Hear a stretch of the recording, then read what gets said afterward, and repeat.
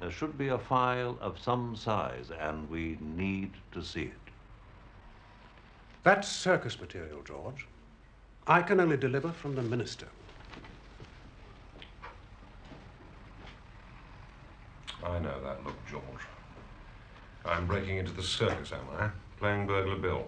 If you wouldn't mind, Peter, and while you're enjoying yourself, I shall visit Oxford to look up an old and invaluable friend. Please, don't take any unnecessary risks.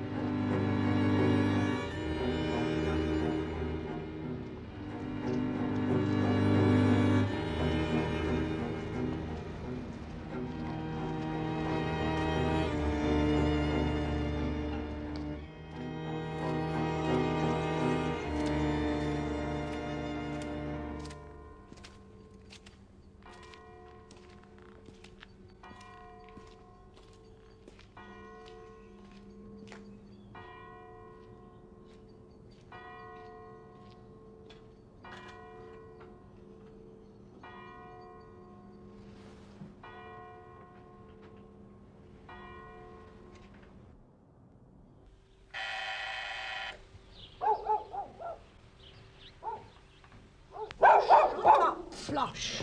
Stop it! Stop it, boy. Only a dunderhead. Flush, shut up.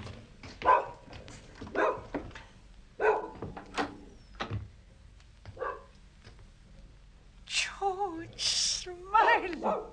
Oh, you lovely, darling man. You haven't come to sell me a Hoover. You're my gorgeous George. Connie. Oh, George. Oh. Oh. Jingle, darling, could you possibly make it tomorrow? Oh, don't be cross, Jingle. It isn't often my oldest lover comes to see me. Oh, George, if only I'd seen you first. I'll give you a whole hour, all to yourself. Honestly, I will, darling. One of my dunderheads. I will teach. Don't know why. Oh, George. Of all the lovely, darling men I ever knew, he walked flush. Did you see his shoes?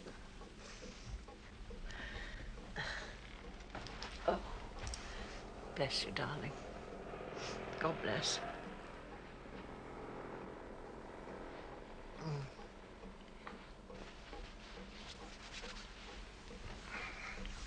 Did he walk alone, Flush? Not accompanied, were we? Quite alone, Connie. So, what does George want from Connie, the bad boy? Her memory. To go over some very old ground, Connie. Hear that, Flush? First they chuck us out with an old bone, then they come begging to us. I was the best head of research the circus ever had. Everyone knew that. And what did they say the day they gave me the chop? That personnel cow. You're losing your sense of proportion, Connie. It's time you got out into the real world. Well, I hate the real world. I like the circus and my lovely boys.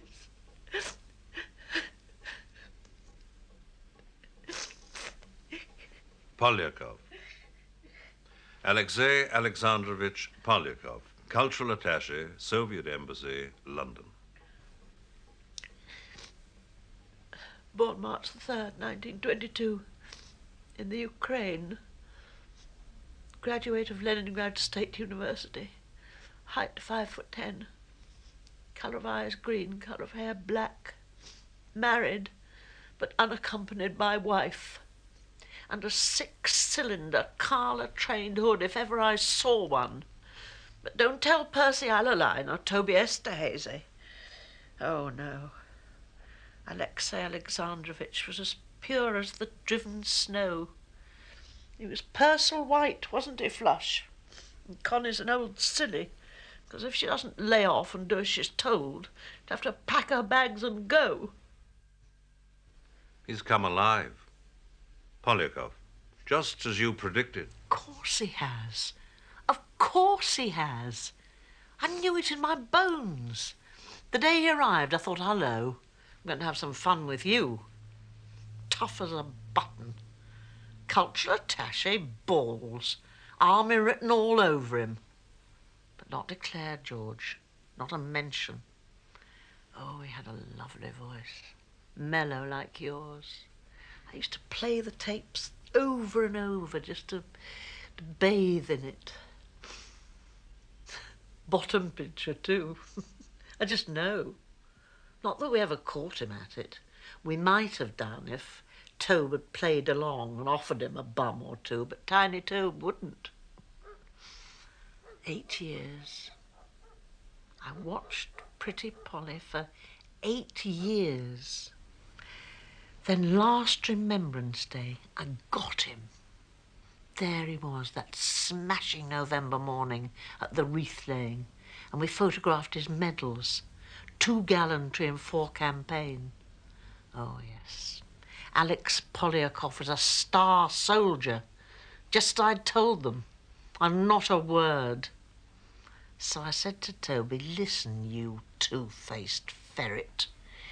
Ego has got the better part of cover, and that's nothing new. Now will you turn Pretty Polly inside out for me, because Connie's little hunch has turned up trumps. And what did Toby Esterhazy say? Oh, I got the dead fish voice. Tell Percy Alaline, Percy's in charge. And then? Not every ex-warrior's a Carla agent, says Percy. I said, listen, Percy, Polyakov's running an English mole. So I get the rude letter. Stop it or else. So I wrote at the bottom, yes, repeat, no. So, here we are. Flush and me.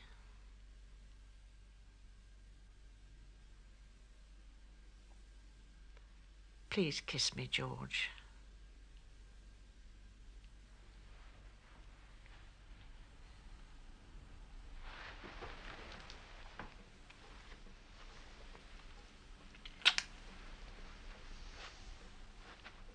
Hey-ho, halcyon days. Did I start the landslide, George? You were always dead right, Connie.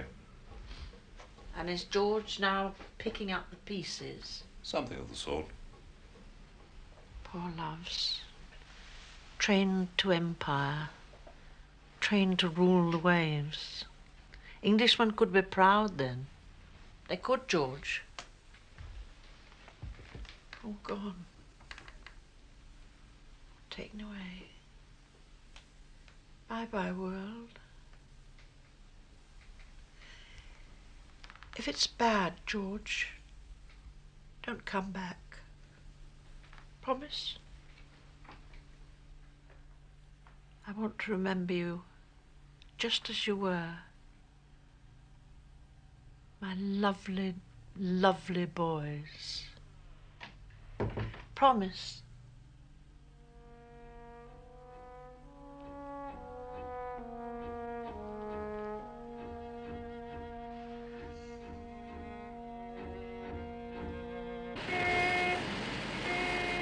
The pages have been removed with a razor blade. No mention whatever of Ricky Tarr's cables from Lisbon. No Irina, no Boris, no Tar. There's a note scribbled on the next page which says all inquiries to head of London station. It's in Toby Esterhazy's handwriting. The janitor's attendance list has also been removed. Nothing to tell us who was duty officer that night, or even who was in the building. Connie's appraisal matches the story Irina gave Ricky Tarr. The implications, the indications, are that Carla has managed to build himself a cadre of senior men placed about the globe who work directly and exclusively to him at Moscow Center. Polyakov is Carla's executant in London. You offer that as a working hypothesis? Operation Witchcraft, that vital flow of Russian intelligence which happily came Alaline's way. Supplementary estimates to the Treasury. Special accommodation in London. Wider exploitation. See also secret annex. May I see it? The minister keeps it in his personal safe. Do you know the combination? Certainly not.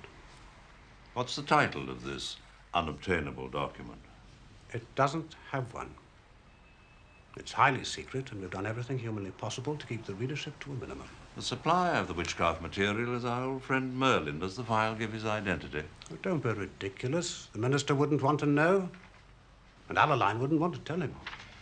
What does wider exploitation mean? I refuse to be interrogated, George. I entirely fail to see why I should waste your time pursuing this line of inquiry. By rights, I should have you specially cleared before I let you see any of this. Witchcraft cleared? Yes, George. Do we have a list of people who've been cleared in that way? I hope you're not going fey, George. Please, stick with the primary problem. The mole, Gerald, instead of rootling around in extraneous matters. This is no time to be whimsical. Oh, you off. You won't forget Prideaux, will you? Anything at all you can get on him, even the scraps would help.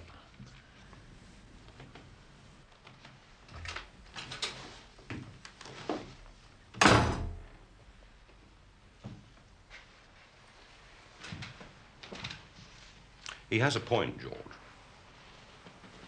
Witchcraft and Merlin. Polyakov and the mole.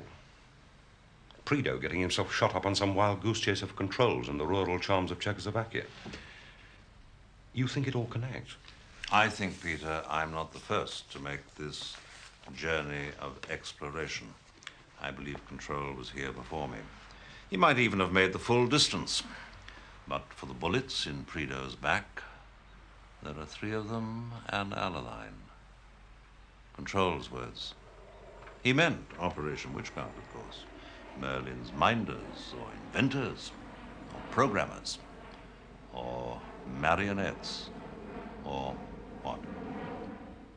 Why was Control always so hostile to Alaline? Percy wasn't a complete fool. Percy can flirt, Peter. And Control hadn't reckoned on the power of the Alaline lobby. Who were they? Golfers. Golfers and conservatives. That's what Control said to me. I got a call from Control one day, very sharp, very combative.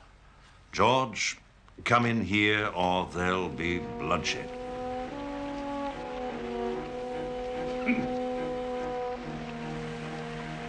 Brother Percy's trying to twist my tail. Take a look at this nonsense. Top-level Soviet naval dispatch. Specially prepared for the Soviet High Command. Isn't it, Percy? An appreciation of a naval exercise in the Mediterranean or Black Sea, of which our sailors have been screaming for details. Haven't they, Percy? Topicality is always suspect. Yes, George. Would you like to repeat that for Percy? Who made the translation? God made it, didn't he, Percy? Don't ask him anything he won't tell you. Shore-to-sea strike power, radio activation of enemy alert procedures. This is hardly my territory. Don't let that worry you. Total ignorance of subject matter doesn't bother Percy.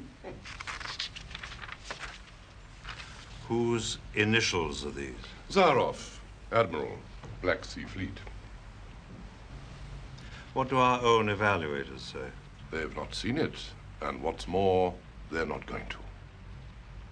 However, my brother in Christ Lily of Naval Intelligence has passed a preliminary opinion, has he not, Percy? Percy showed it to him last night. Over a pink gin, was it, Percy? At the Admiralty.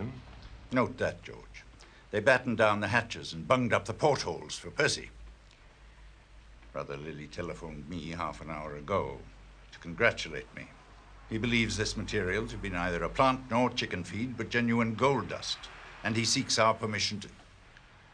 Percy's, I suppose I should say, to apprise his fellow sea lords of its conclusions.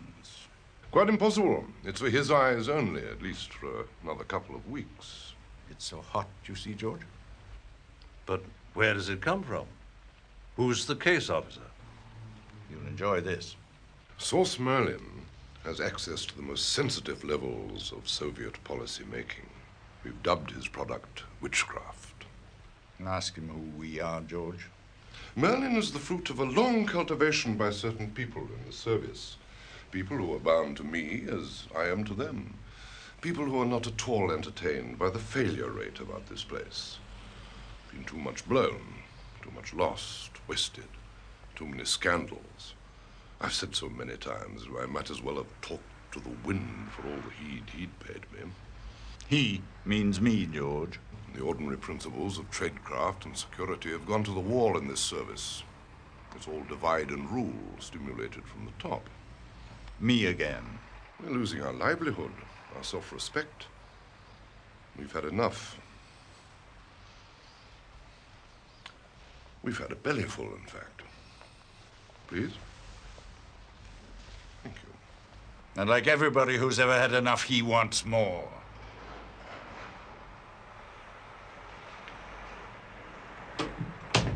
This hurts. Percy Alaline would sell his mother for a knighthood, and this service for a seat in the House of Lords. Suppose Merlin's genuine. Suppose Merlin would pick Percy. It seems somebody has. I gather Percy's under the impression he'd picked himself and a whole team. You're sure he left you out, are you, George?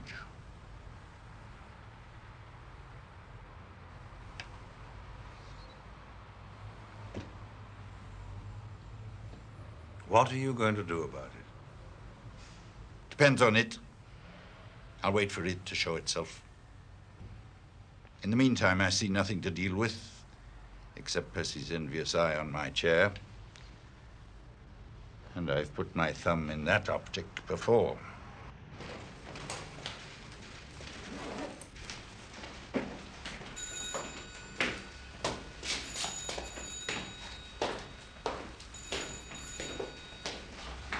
George, little Tattle Tuesday again? No, Percy. Toby, right.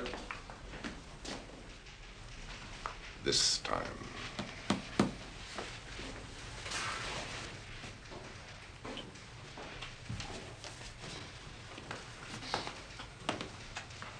Oh, Lord.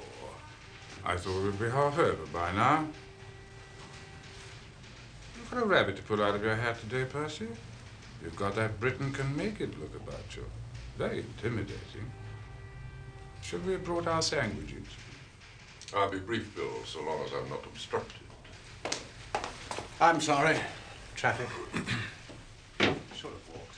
I think you and Percy between you are contriving to keep me off the streets.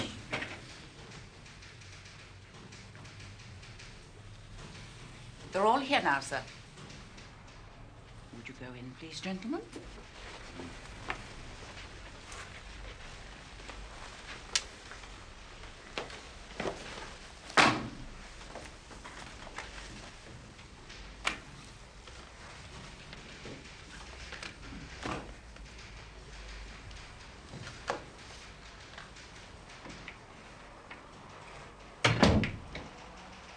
How often do I have to emphasize the extreme sensitivity of the source of the witchcraft product? I must insist there is no existing method of Whitehall distribution to meet the case. Do I have to remind you of that disgraceful incident when an undersecretary, albeit overworked, so be it, but the fact remains the man actually gave his dispatch box key to his personal assistant. We simply cannot afford that kind of ludicrous insecurity when we are handling witchcraft. Now,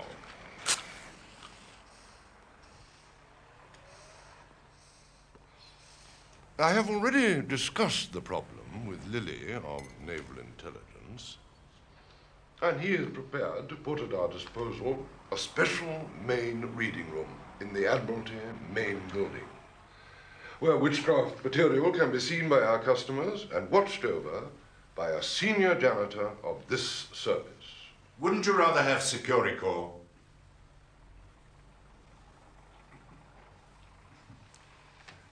The reading room will be known for cover purposes as the conference room of the Adriatic Working Party, the AWP room for short.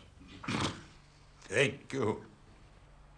Customers with reading rights will not have passes, since these can be too accessible, like keys.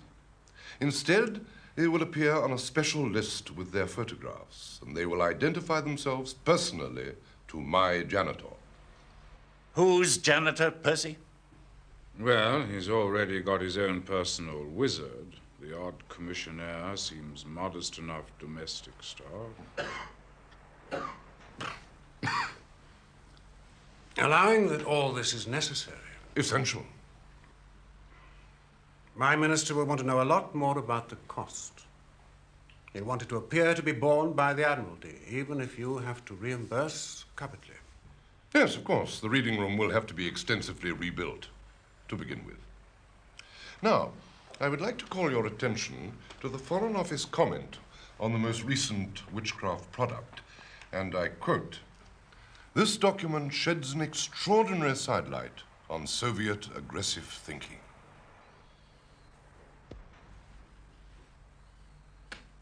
Does that mean they like it, Percy?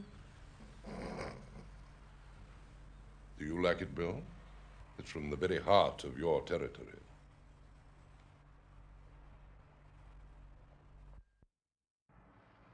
Buying their way in with counterfeit money. Tell them that. Tell them anything. I need time. There are 3 of them, and I'll ally. Sweat them, George. Tempt them, bully them, any damn thing. Give them whatever they eat. I need time.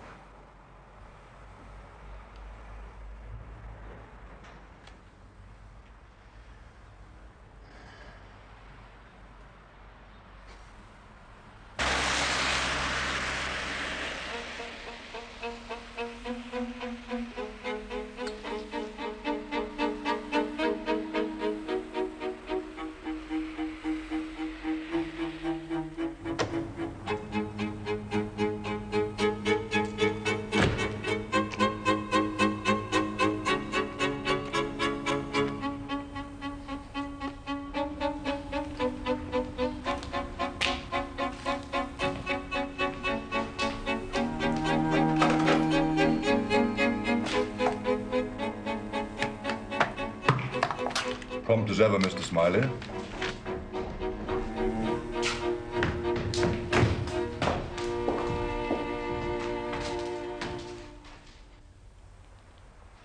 How are your children, Toby? Doing terribly well, thank you, George. The boy's at Westminster, have I got that right? Your daughter's probably left school by now, has she? First-year medical student. Loves it. Good for her. Toby, I have to ask you this. Sorry to come prying.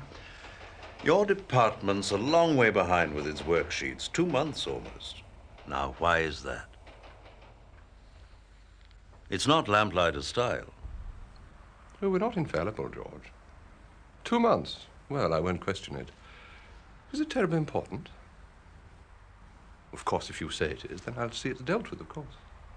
The question is, why, Toby? Let me be blunt. Not your style, George. I'm allowed to say that, surely. I am, after all, one of your oldest protégés. Vienna was a long time ago. You haven't perhaps been using your staff for any special jobs lately, have you? Either at home or abroad. I mean the kind of special jobs which, for good reasons of security, you haven't felt able to mention in your returns. Who would I do that for, George? You know, in my book, that's completely illegal. Well, if Percy Allaline, for example, ordered you to do something and not recorded, that would put you in a difficult position. What sort of something? Clear a foreign letterbox, prime a safe house, watch someone's back, spike an embassy. It's all lamplighter work. If Percy told you to do it, you might quite reasonably assume he was acting on instructions from the 5th floor.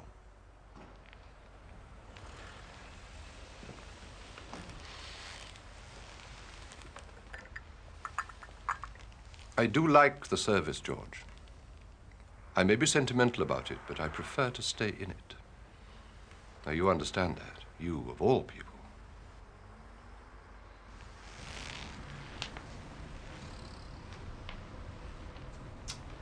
My problem is promotion. I mean, the absence of it. I have so many years' seniority that I feel actually quite embarrassed when these young fellows ask me to take orders from them. Who, Toby? Which young fellows? Roy Bland? Percy? Would you call Percy young? Who? When you're overdue for promotion and working your fingers to the bone, anyone looks young who's above you on the ladder. Have you been taking orders? You know the line of command, George.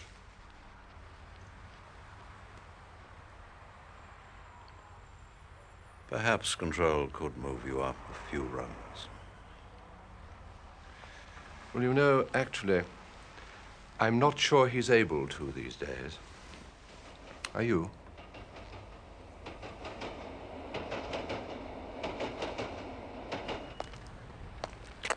So what's the deal? There isn't a deal, Roy, really.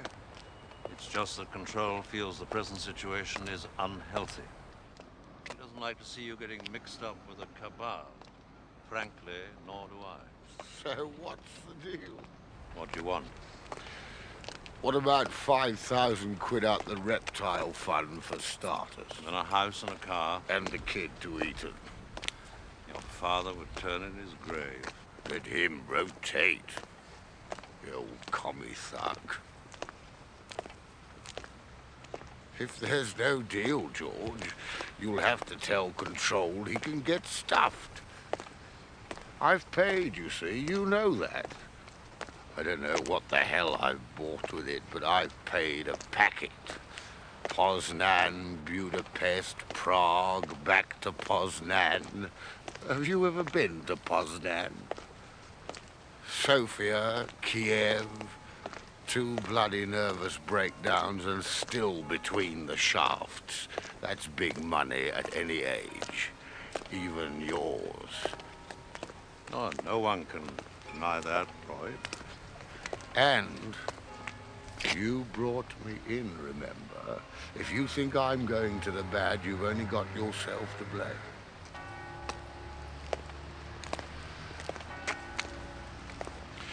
You're an educated sort of a swine. An artist is a bloke who can hold 2 fundamentally opposing views and still function. Who dreamed that one up? Scott Fitzgerald. Well, Fitzgerald knew a thing or two. And I'm definitely functioning. As a good socialist, I'm going where the money is. As a good capitalist, I'm sticking with the revolution because if you can't beat it, spy on it. Don't look like that, George. It's the name of the game these days. You scratch my conscience, I'll drive your jag, right? No. Did you get that from Hayden? Is that one of Bill's jokes about materialist England? The pigs in clover society? And you like it? Not much. Of course there are competitive and acquisitive instincts in Western society. But they are offset against other concerns which you won't find in... Poznan, Budapest, Kiev, Sofia. Tell me all about it, George. I'm just saying that's England now, man. All you have to do is look out the bloody window. You're seen with Bill Hayden a great deal these days. Jealous, George? You've got his job. Your control's High Chamberlain. What more do you want? Long as it lasts.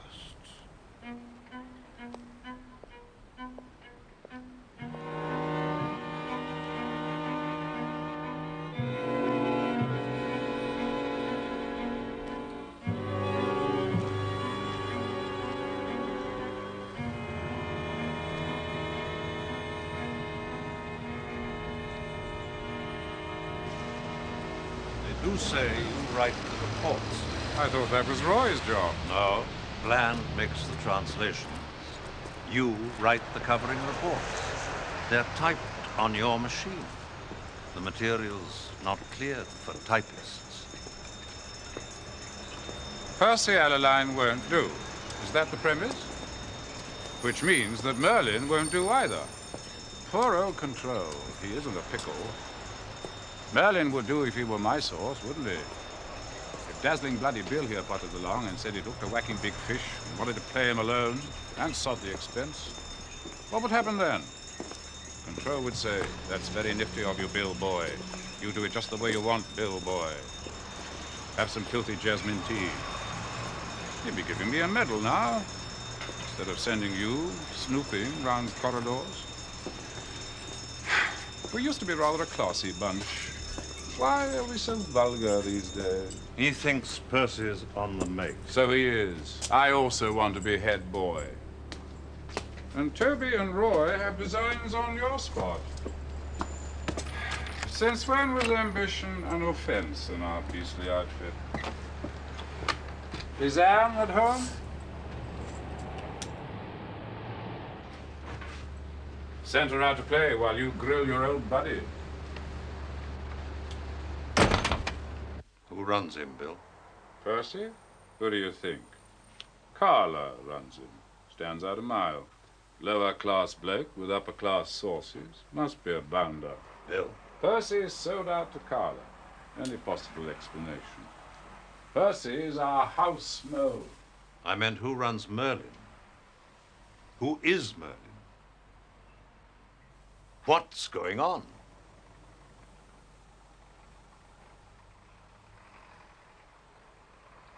This is a callow, isn't it?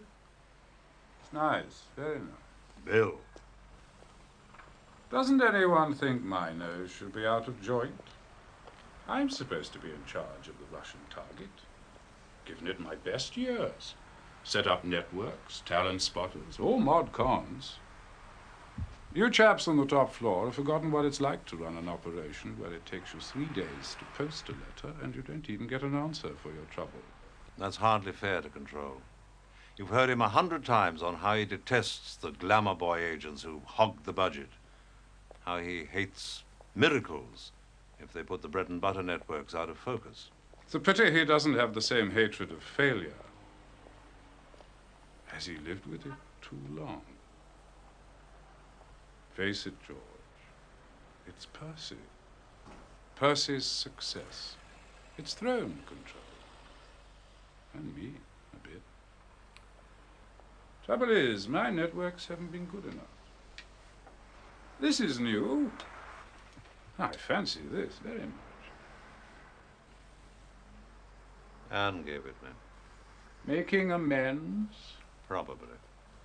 must have been quite a sin. How is she?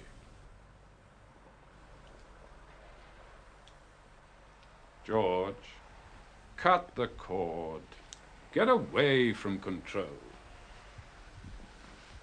He's cut you out of his life for weeks on end, dispatching you about with errands a probationer could handle. What's he doing up there? He's been going through files of old circus folk heroes from year -1, half of them under the earth already, sniffing out the dirt to see who was pink, who was a queen. He's given us all up, hasn't he? I don't think that's true. Senile paranoia. Control's going potty. And he's also dying. It's just a question of which gets him first.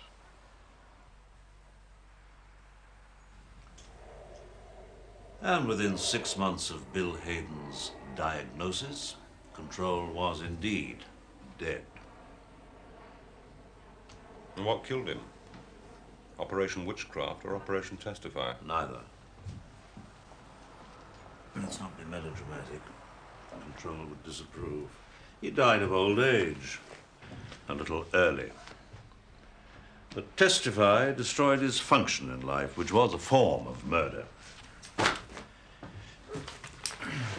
I don't have nearly enough on Testify, Peter.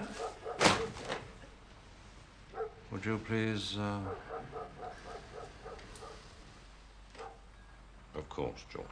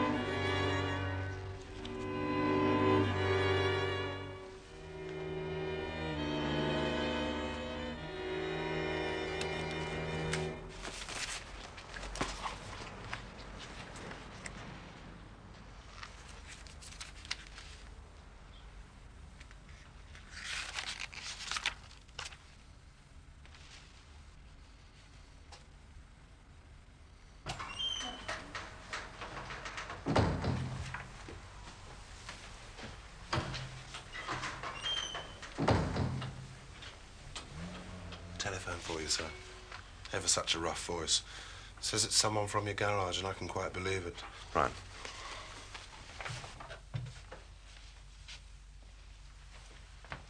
Your rude mechanic has some bad news for you.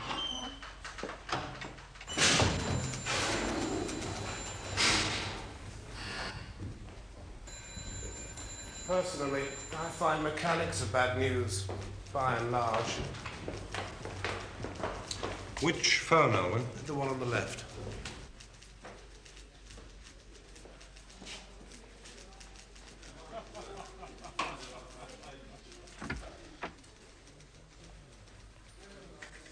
Well, at least get onto the head office today and find out when they can supply the damn thing. Hang on a minute. I think I got the number. Alwyn, sling that bag across for me, will you, please? I will, sir. There you go. Open it for you? Oh, thanks.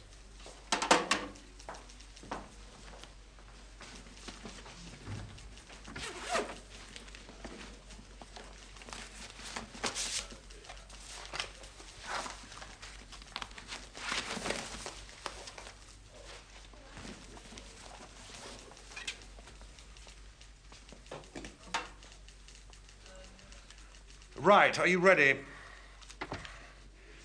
The number you want is 437-6299.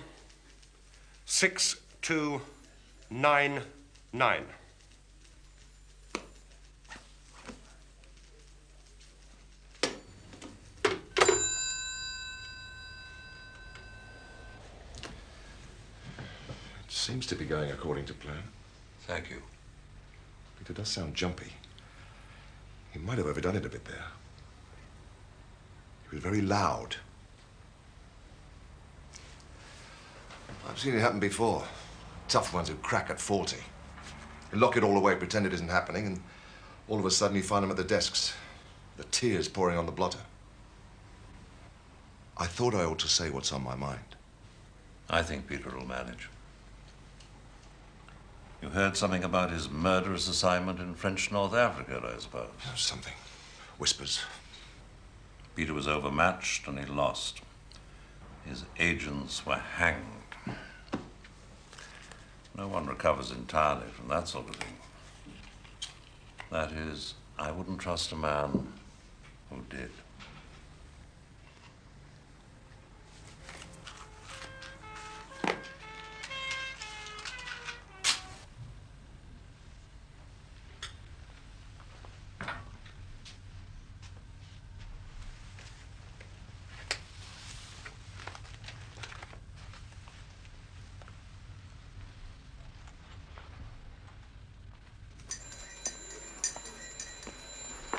Right, bag, please.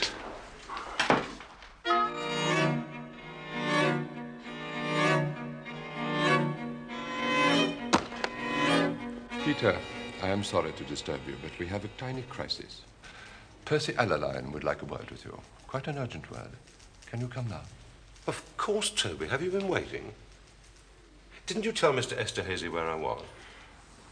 We've only just got here, Peter. Your office told us you were doing a spot of deviling. Only, Percy is anxious to speak to you now, you see. Alwyn, there's a midday shuttle to Brixton, isn't there? Yes. You might get transport a buzz and ask them to take that thing over for me, will you? Will do, sir. Will do. Percy wants to consult you.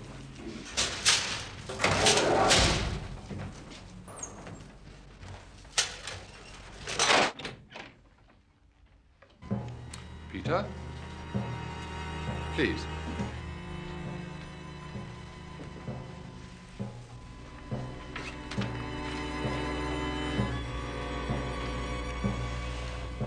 What's up, Pete?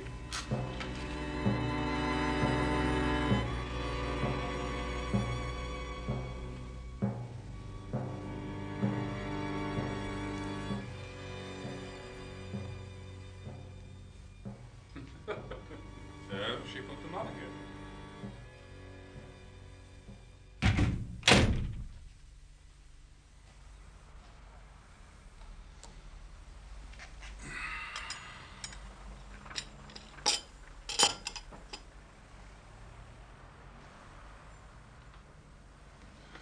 Well now, young Peter Gwillem, welcome to my house, about which you've been making calls, I hear. Are you lonely in the Brixton outposts? Tired of chasing the local virgins, if there are any in Brixton, which I would doubt? If you'll excuse my freedom, Mo. You do know that Mo Delaware is our new head of research, do you? Man with message and cleft stick does reach Brixton, does he? Barring the monsoon.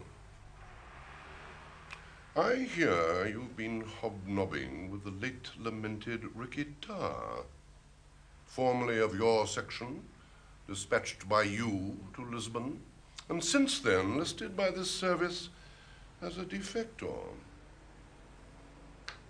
How is he? That's right, Chief. Ricky and I have tea at Fortnum's every afternoon. Jasmine. Peter Gwilym, you may not be aware of this, but I am possessed of an extremely forgiving nature. I positively seethe with goodwill. All I require from you is the matter of your discussion with Tar. I do not ask for his head, or any other part of his offensive anatomy, and I will restrain my impulse personally to strangle him, or you. I would even go so far as to consider bringing you back into the palace from hateful Brixton, where presently you linger in well-earned obscurity. In that case, I can't wait for him to turn up. And there's a free pardon for your friend Ricky, until I get my hands on him. I'll tell him that word for word. He'll be thrilled. I'm very disappointed in you, young Peter. I pay you honest money, and you stab me in the back. I consider that extremely poor reward for keeping you alive, against the entreaties of my advisors, I may tell you. Let us begin again. If you won't give me a straight answer, perhaps you'll unburden to somebody more persuasive.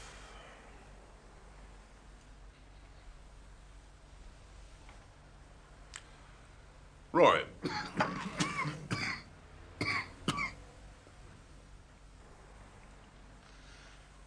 Ricky Tarr's got a daughter, hasn't he? Yes, calls her Danny. Talk about her a lot? He told me he was fond of her. That's all I know. What the hell are you shrugging at us like that for? I'm accusing you of playing hooky behind my back with a damn defector from your own damn section, of playing damn fool parlor games when you don't know the stakes, and all you do is shrug at me. There's a law, Gwilym, against consorting with enemy agents. Do you want me to throw the book at you? I haven't seen him! Who's playing games? Not me. You are, so get off my back.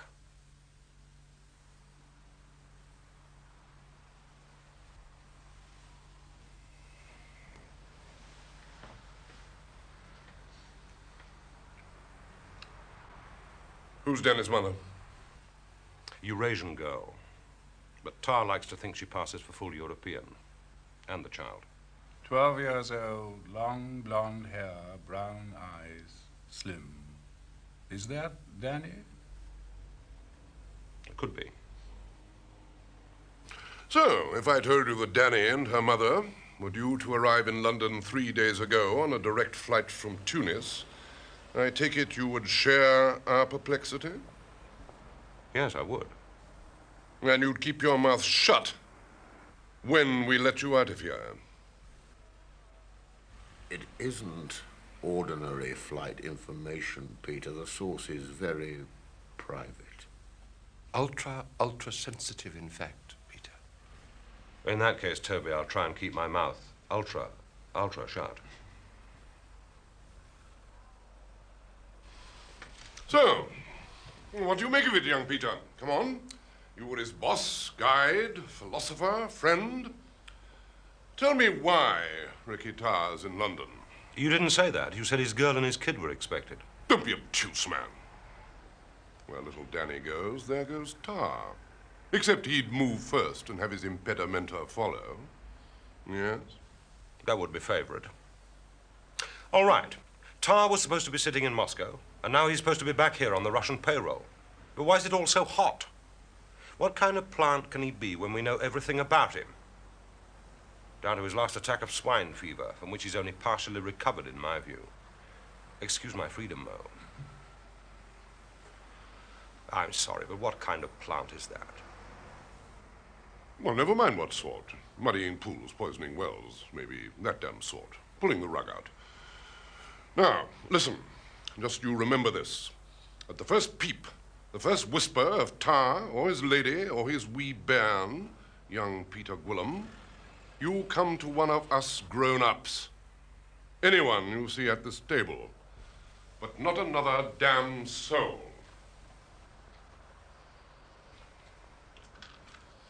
The name on the passport is Poole. P-O-O-L-E. All three of them. Tar Tildy's woman, so we understand. In case of difficulties, she should come to you. Sign that, Peter, would you?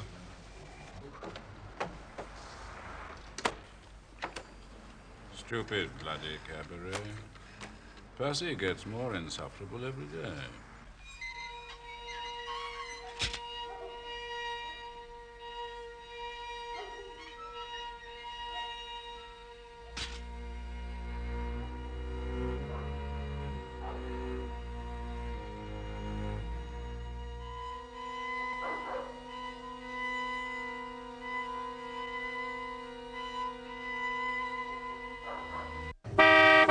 You sopping snail. Peter. Tar, that bastard Tar. Peter, slow down. Slow down.